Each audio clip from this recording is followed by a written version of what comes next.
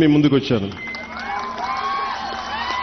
నాకు ఒక 3 నెలల నుంచి 100 రోజుల సమయం కావాలి.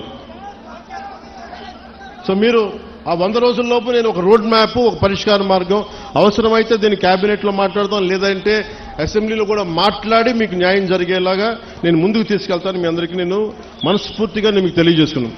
సో నాకు 3 నెలల సమయం మిమ్మల్ని, ఇది ప్రజాస్వామ్యం, నేను 4 గోడల మధ్య కూర్చొని నేను అడగట్లా. నాకు ఒక 100 రోజుల సమయం కావాలి. ఏం చేద్దాం చెప్పండి, అవునా కాదా?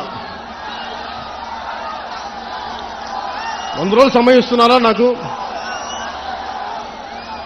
ఇస్తున్నారా? 100 రోజుల సమయం ఇస్తున్నారా లేదా నాకు చెప్పాలి. అలా కుదరదు నాకు. ఎందుకు చెప్తా, మీరు 100 రోజుల సమయం ఇవ్వకపోతే, మీరు 100 రోజుల సమయం ప్రాక్టికల్గా మీరు ఆలోచించండి. 100 రోజుల సమయం ఇవ్వకపోతే, ఎందుకంటే రాత్రికి రాత్రి పొల్యూషన్ ఏం జరుగుతుందో మనం ఆడిట్ చేయడానికి కూడా చాలా టైం పడుతుంది. ఆడిట్ చేసిన తర్వాత వ్యర్థాలు ఉన్నాయి అంటే వీళ్ళకి ఎందువల్ల వ్యర్థాలను విడుదల చేస్తున్నారు. ఎందుకంటే మీరు 4 రోజులు ధర్నా చేస్తే 5వ రోజు పరిష్కారం నిజంగా రాదు. ఎందుకంటే దీని వెనక చాలా ఉన్నాయి. పరిశ్రమలు మనం ఇచ్చింది కాదు, వైసీపీ నాయకులు ఇచ్చింది. వైసీపీ నాయకులు ఇచ్చిన పరిశ్రమలు మన కూటమి ప్రభుత్వం వచ్చిన తర్వాత ఇచ్చిన పరిశ్రమలు కాదు. సో అందుకని అలా అని చెప్పి వాళ్ళలాగా భయపెట్టి, పారిశ్రామికవేత్తలను భయపెట్టి పారిపోతే అది దేశపరంగా ఇంకోలాంటి సంకేతాలు వెళ్తాయి, అదో ఇంకో సమస్య ప్రారంభమవుద్ది.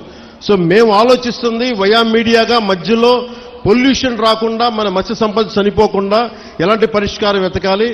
అలాగే ఓఎన్జీసీ వాళ్ళు మనకి కొంత కాంపెన్సేషన్ పే చేస్తూ ఉన్నారు, ప్రతి నెలకైనా అడుగుతూ ఉన్నారు.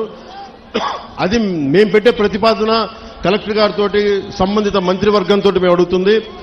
ఈ ఎక్కడైతే ఎఫెక్ట్ అవుతా ఉన్నారో వాళ్ళకి సంబంధించి ఆ పరిశ్రమలు కానీ పారిశ్రామిక యాజమాన్యంతో మాట్లాడి వాళ్ళు ఎంతవరకు చేయగలరు, ఒకళ్ళు కాంపెన్సేషన్ ఇవ్వగలరా, నెలకి